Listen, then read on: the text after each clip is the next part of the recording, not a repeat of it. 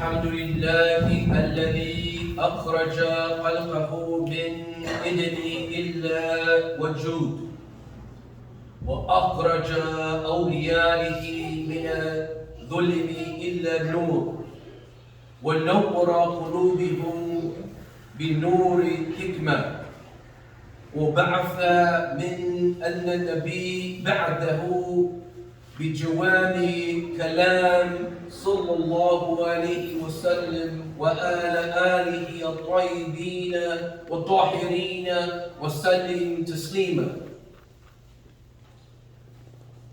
That is that we praise Allah Ta'ala with His utmost praise. Allah has also brought us His creation out of darkness, out of non-existence into existence. When we hear this, we should really ponder that at some point we did not exist. None of us. None of us existed. Not even a name was mentioned. Our parents didn't even know they was going to give birth or have a child. And so we really have to contemplate on this, that we did not exist at a point. And then Allah brings us into existence. And then Allah will take us back out into non-existence. If we really ponder on this, then this type of mindset and thinking will correct a lot of our behaviors. And so we continue on, we say that Allah Ta'ala brought His friends, al-awliya. The awliyas has been looked in, the term has been coined as of a Sufi term. And one would think that when you say awliya, you got others that are Muslim will say, oh, well, that's that Sufi stuff. Ain't no awliyas. Allah mentions it constantly in the Quran. We are all awliyas. How is that? By the fact that we even said the shahada. Ashhadu an la ilaha illallah wa ashhadu anna Muhammad Rasulullah. Once we said that, we have become friends of Allah Ta'ala.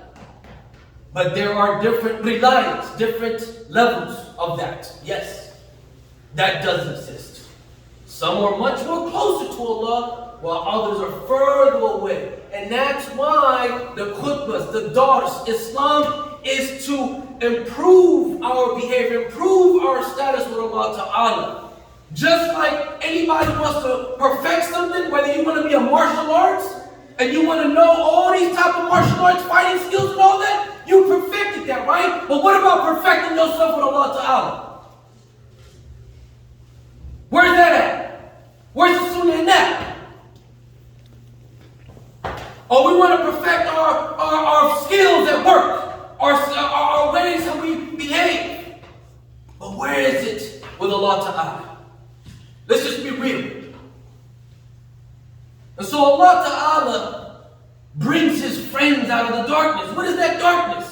That darkness of jahiliyyah. The darkness of us being disrespectful, disobeying Allah, saying things that we shouldn't have said, behaving in the way that we should not be behaving. And we see that in society today. Our youth are the next one in line to be acting the way how grown-ups be acting. So we can't blame the youth for, the youngsters is off the hook. No, we're off the hook. That's who's off the hook. So don't blame the youth, because they are a product of the environment. Let's be real. But nah, hold on, man. The jails and the juvies and all. No. Listen. It starts in the home. It starts in the neighborhood. What are we doing to clean it up? And so this darkness, Allah brings us out of that. And then what does Allah do? He illuminates our hearts. What is this illumination? The fact that we have shahada. The fact that we even have kids.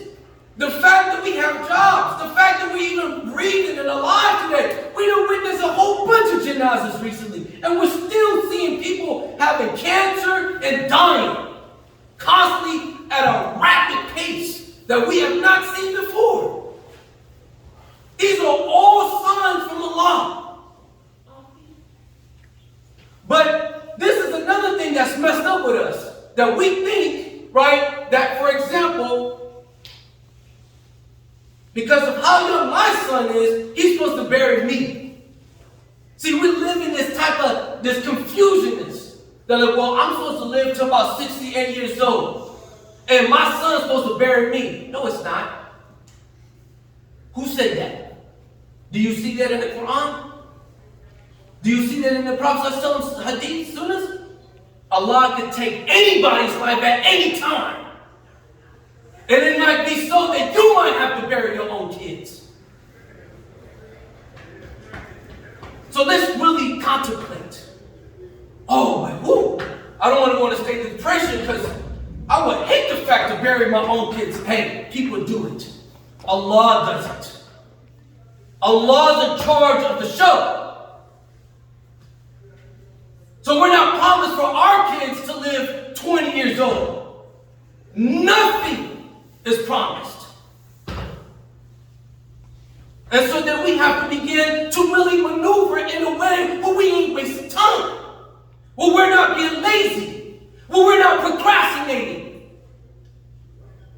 But that's what's happening. We're lazy, we're procrastinating, we're putting stuff off, next week, next year.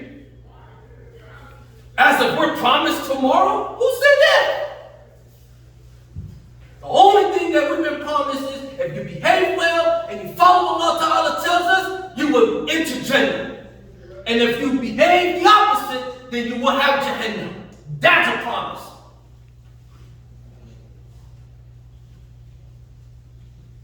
And then we continue on and say this light, this nur, big hikmah, wisdom, and sent the one after whom there will be no other prophets with what? With this comprehensive speech, kalam. And so this comprehensive speech, we see it. That the Prophet ﷺ says just a few statements, a few words. And there's volumes of what he says, what he's done. Not even the Kafirs have that. The non-believers. They write all these volumes and books and theses and theology and philosophy. That's why we have to also be very careful that we don't dive too deep into those sciences. But some of us do. We go hella hard in politics, or we go hella hard, in philosophy and theology, as if that's the way that we should be educating ourselves. Nah, man. I don't care how many PhDs these people or these professors have. If it doesn't bring you to Allah, you have no knowledge. You got nothing. And so we have to recognize the real.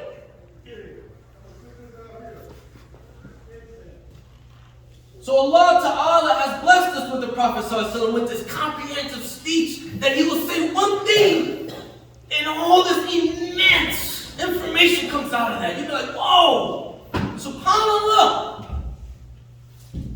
And there's still more stuff being derived because they're looking at the grammar. They're looking at what the Prophet's time and what was happening during that time. Going deep into understanding and then applying it to our life, 2022. Modern day. No, but them hadiths and the sunnahs, them was like 1,400 years ago, and this and this and that. I can go on and on. But my point today is that we really have to talk about the diseases of the heart. This has been kind of a series for me, that I've been talking about the diseases of the heart. Understand that if we don't really look at the diseases of the heart, that it's dangerous. Meaning that if you don't take care of yourself, you're going to die. Die of what? Batil. Falsehood. But we claim that we Muslims, okay? We need to bump it up. Ain't no more just enough being a Muslim. We need to be mu'mins, believers. So when Allah says something, do it. That's it. No questions, no flex. That's it. Get it done. But here we are contemplating, like, oh, hold on, man. Well, I don't know, this and that, and have all these stuff. That's shaitan. And that's your nuts. But we ain't tripping on that. We still sitting here want to, accumulate all this wealth and clothes and this and that. We got the whole entire dunya in our hearts. Look what's happening today. Black Friday. We see it. People have been up since 4 o'clock in the morning out there shopping in the dark, trying to accumulate things as if that's the goal. Oh, hold on, man, I'm about to miss out. You see, I'm about to miss out on something. What you gonna miss out on? You got everything you got. Allah gave it to you. Life. So these diseases of the heart are very important that we address them in order to clean our hearts from blameworthy characteristics, meaning wrongful, bad akhlaq, character. And it also exists within the Muslim Ummah, even uglier. Let's go even darker, within the Jumu'ah. So a recap of what I talked about before. I spoke about ujub, conceit. Ujub is very harmful and dangerous, conceit, because one sits in front of this mirror all day, especially when you go to the gym. I see that all the time. All the time. When I go to the gym with my son, right, he's like, Dad, look, dude over here trying to flex and all, he just did a little 20, 30-minute workout. Yeah, you know what I'm saying? Take selfies and send it to whoever the heck, or put it on social media. The heck is that? Yeah, because you're content with yourself? How you look? I mean, alhamdulillah, some people, Allah's blessed them with beauty. But one should still think that, you know what? I'm ugly. I'm the one who's wrong. I need to fix myself. That would help a person. That's a treatment. But now we can sit here and we want to be like Mr. Macho Man. I can do a whole 100 push-ups, sit-ups, and all that. Okay, that's cool. But what about Allah and His commands? What about this deen? Where you at in that? You can't pump them weights. Oh, we got 45 plates all day. We can keep putting them on the board. Let's see you try to lift that up. Let's see you lift up this deen. Ain't happening. Because you're weak. So this ujub is ugly. Because it's all about being conceited. It's me. Look at me. I'm the one. And then I spoke about kibr, pride. That's another disease. Because pride is where one thinks that they're better than somebody else. Who the heck you think you are? Well, I'm better because, I got a better job. Or I got a car. I got the new one. Or I got a house. I got a wife. I got land. I got this and that. Trying to justify that somebody's better than somebody else. Whoo! We got some stuff to clean up for real. The scholars have it even worse. Because they think that knowledge that they got, right? That they smarter and better than the next person. And that's why you'll see why we hear these, don't sit with those unethical people. Meaning they don't give a damn about you, man. They'll beat you up with all their little knowledge that they got. Oh, my man, you black folks and brown folks, you don't know nothing about no Islam. We hear it all the time. We see it all the time. Shoot, they won't even let us allow the leaders to slide in their mouth. They'll be like, hey, hold on, man, you pray behind me. With your non-Arab speaking. We gotta look at this stuff, man. There's diseases. It exists, and it's uglier in Islam. The other thing after that was ghadab al-batil.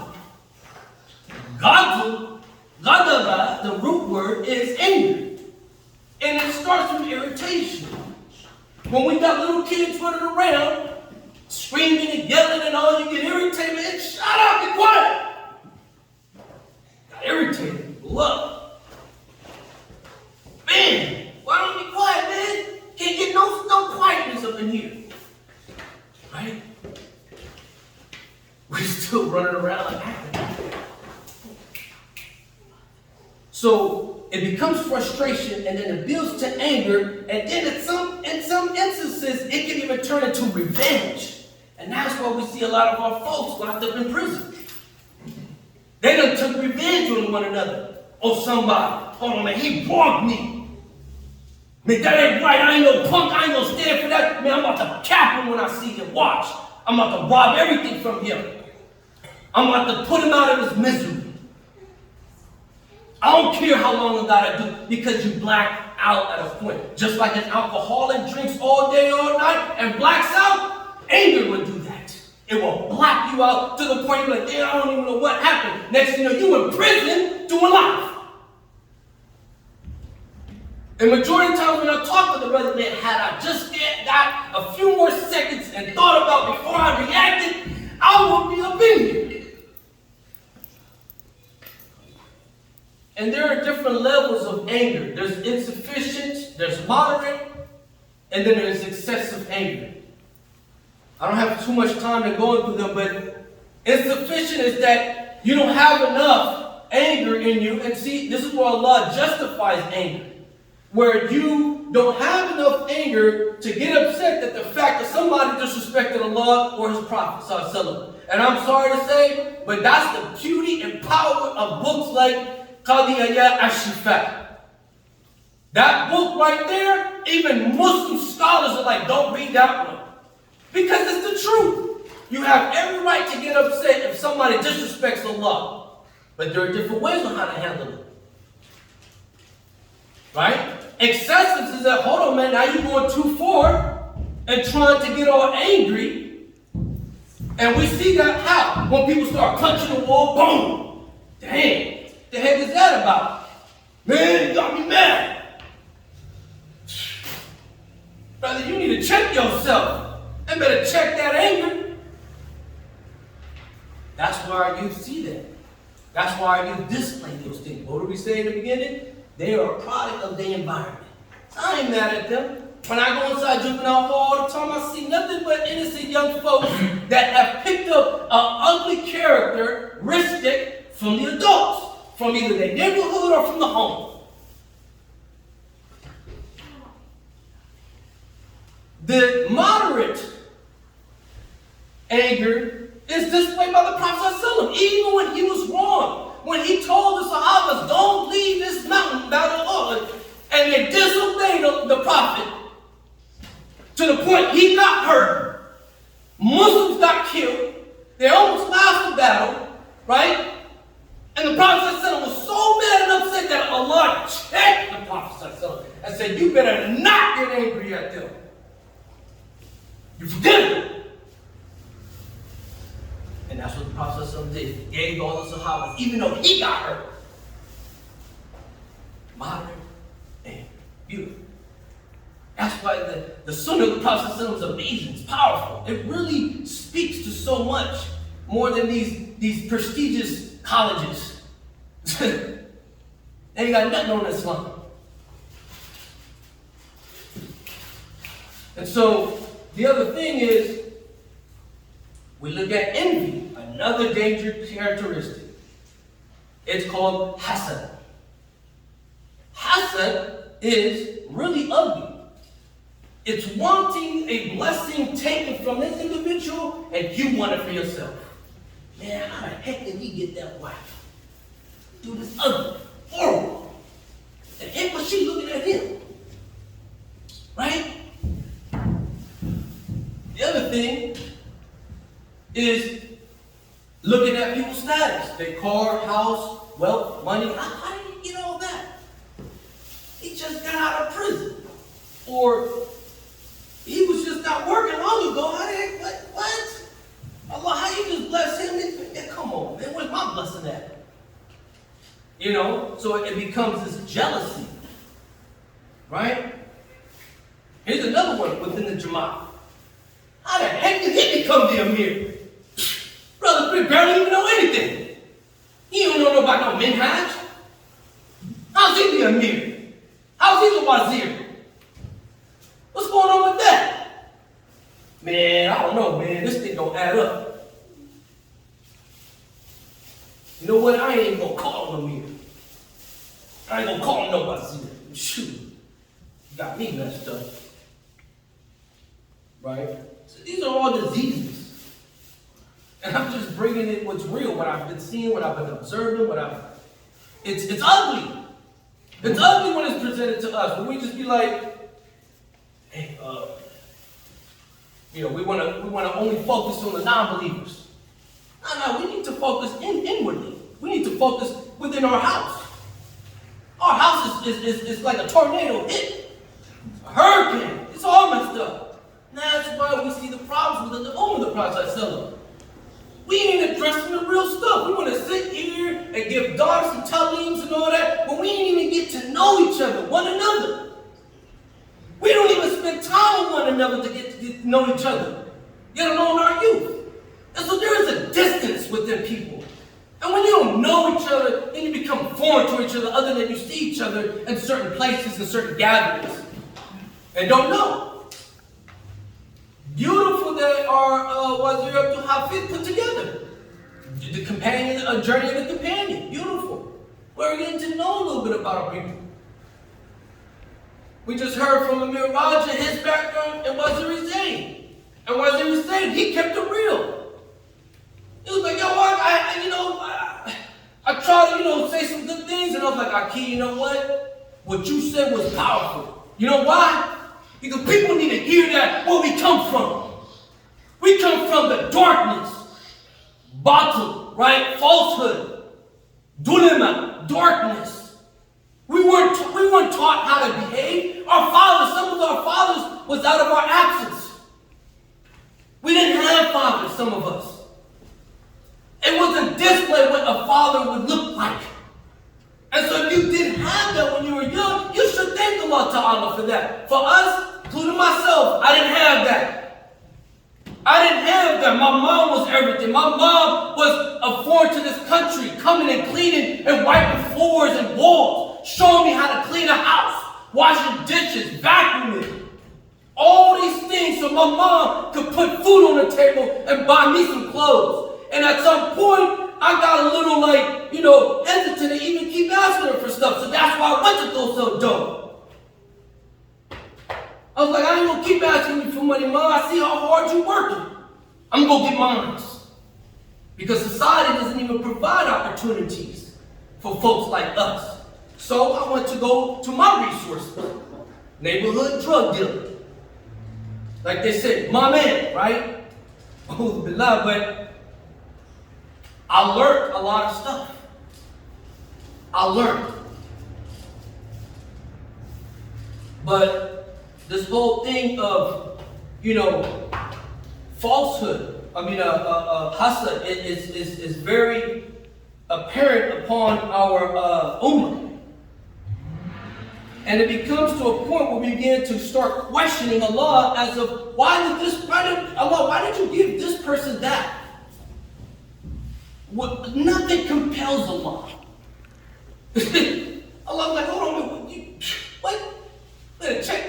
Okay, now let's look back. Let's look back in the Quran, right?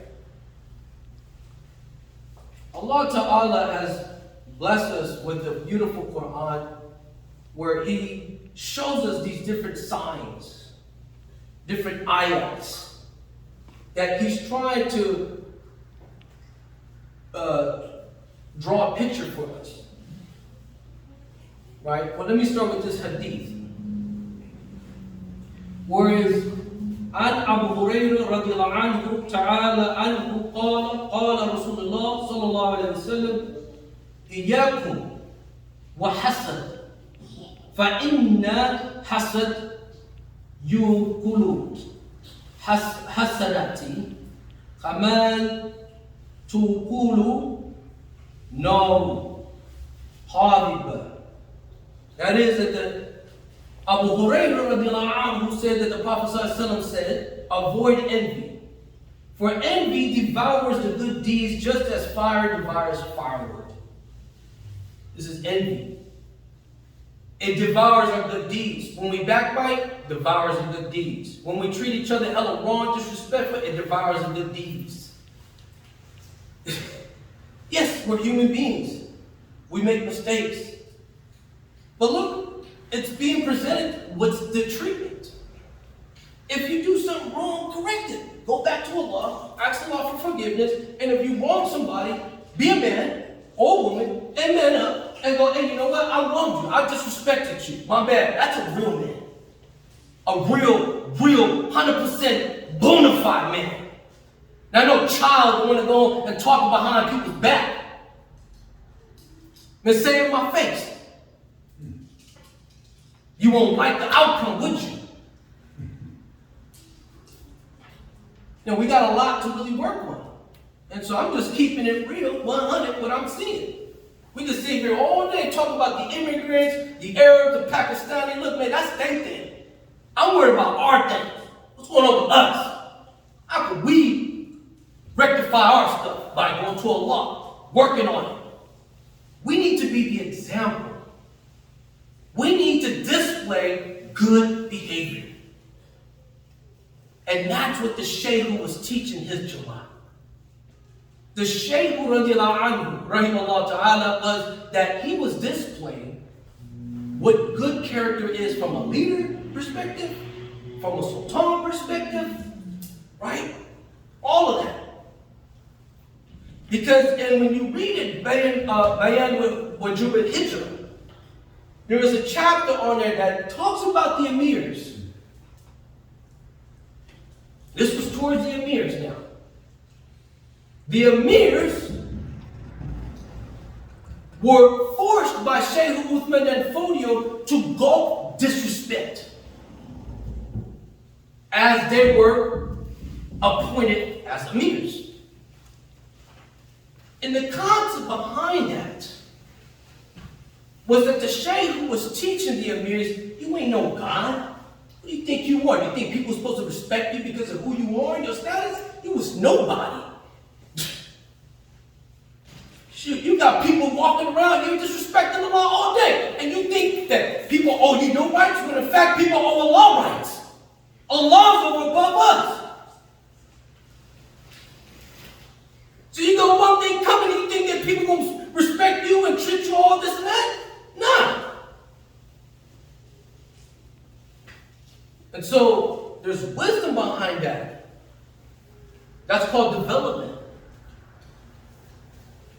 We want to learn all this knowledge and sciences, and then we want to, hold on, I got to tell the people this. I got to, I have to do a dars on this. Won't you dars yourself? We need to teach ourselves. We need to look at what are the things that I need to correct. Because we're busy steadily saying, okay, well, this is what's wrong and this and that. Okay, well, it starts with yourself. Allah says it. How can we change the condition of the people? You can't. It starts with yourself. Change your condition. Work on yourself. This is the human project. It's an ongoing project where we're working on ourselves until we die and croak. And meet Allah Ta'ala and be able to, work on things. And so, we'll go into the next two diseases as we're trying to wrap up. But know that these are things that we need to work on. That if we don't, then we just, it just don't look good if we don't work on it. أقول هذا واستغفر الله لي ولكم ولسائر المسلمين استغفروا إنه غفور رحيم.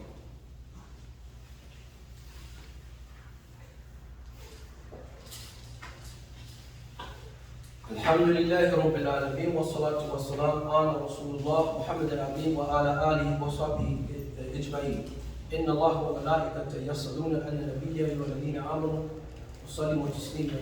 اللهم صل على محمد وعلى آل محمد كما صليت على إبراهيم وعلى آل إبراهيم. اللهم بارك على محمد وعلى آل محمد كما باركت على إبراهيم وعلى آل إبراهيم في العالمين إنك حميد مجيد. أما بعد.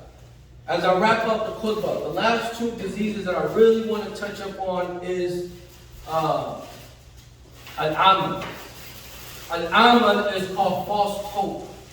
False hope is where one begins to think that they are promised tomorrow, next week, next year. I'm going to do Tova tomorrow. I'm going to get my degree tomorrow. I'm going to get married tomorrow. I'll do Salat tomorrow.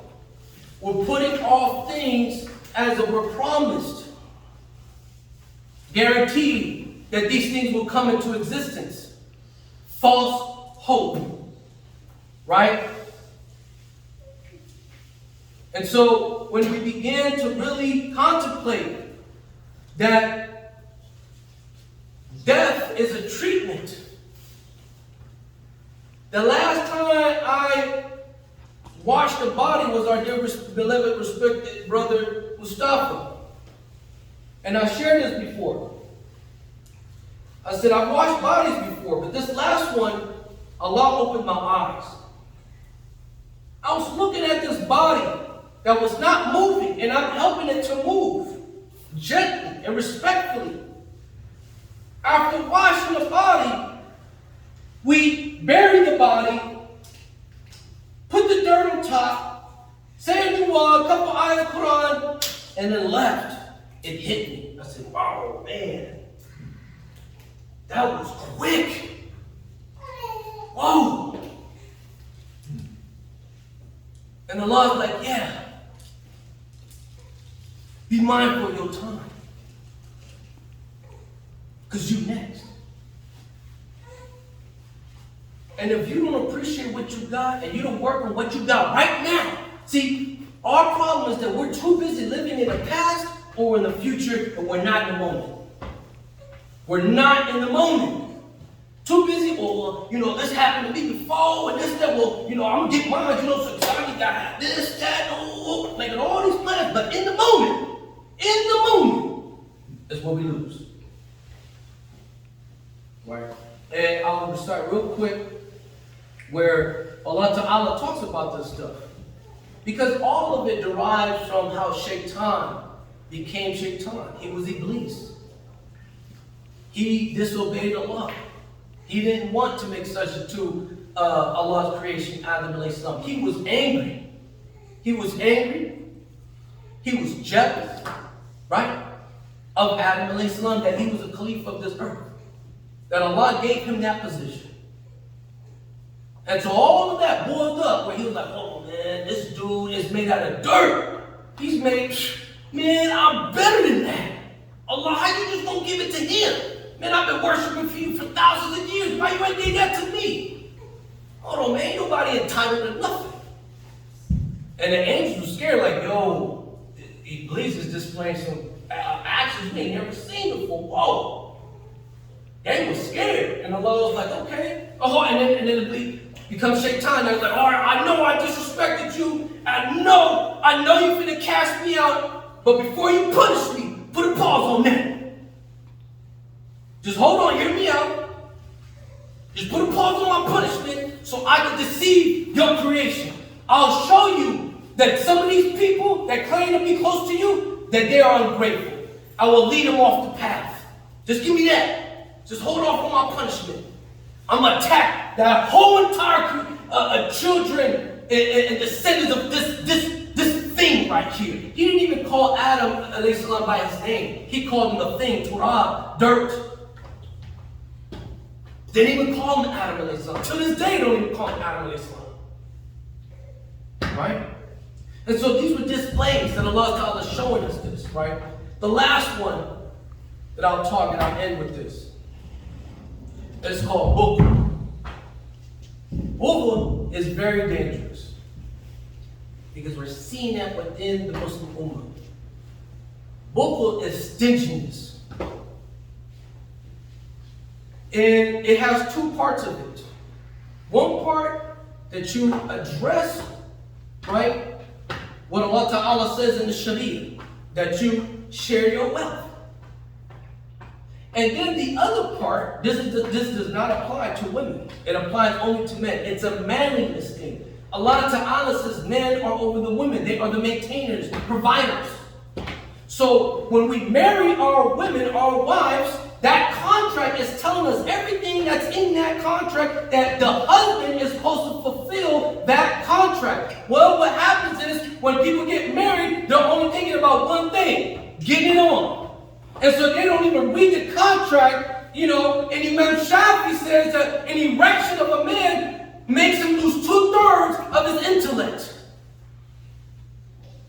Amazing. Because we steadily think about one thing. How did I get that in the contract? Man, hold on, man, you ain't even paid off my dowry. Or this and this and that. We see problems. The counseling department is overwhelmed because of these problems of stinginess. Even the time of the Prophet, a woman came to the Prophet and was like, "Ya Rasulullah, my husband is stingy. He doesn't give me or my child enough to eat. Can I take from him?" And the Prophet said, "Of course, but only take enough for you and your son to feed off of. Don't take nothing extra." But the Prophet gave her permission. The Prophet also says, those who are stingy, don't say sallallahu alaihi wasallam. Don't send me my salams. They stingy when they hear my name. Sallallahu alaihi wasallam, right? Stingy. These are all acts and signs. And so, like I said,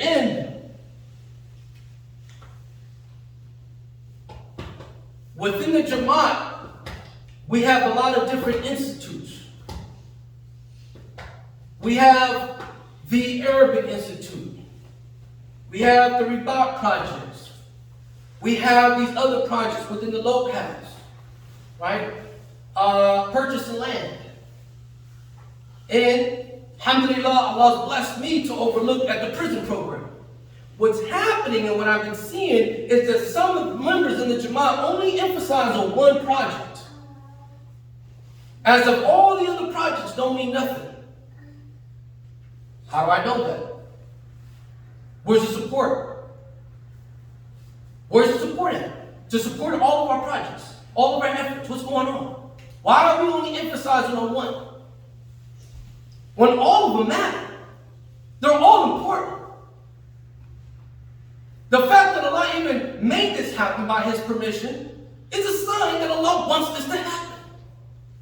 But because we only gear towards supporting, that's why I'm not mad at the Pakistanis and the Indians or the Arabs. When I go to MCA, and I took brothers out there for a reason. I went out there during Ramadan to MCA to go pray Taraweeh. And on the 27th day, I wanted people to witness that community raised within a matter of minutes, millions of dollars for their community. They believe in their community.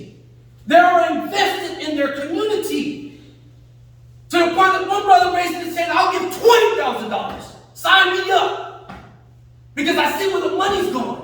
And this is important for our community." We hesitate to even give $10. Like, well, I give $5. You know what I'm saying? I mean, I ain't got it like that. Well, hold on, man. You riding new cars and stuff. You got all these clothes and all the weather. Don't make no sense. Right? That's what I'm saying. Stinginess, bukhla. It's amazing how Allah is telling us, man, hey, you need to check all these things, man. So, as I end, we cannot be stingy. We have to take care of our families. We have to take care of our community. We have to remove these diseases. And the beautiful thing is that Allah is giving us time. If you find yourself healthy today, if you find yourself alive today, know that that's a favor of Allah. Allah loves you.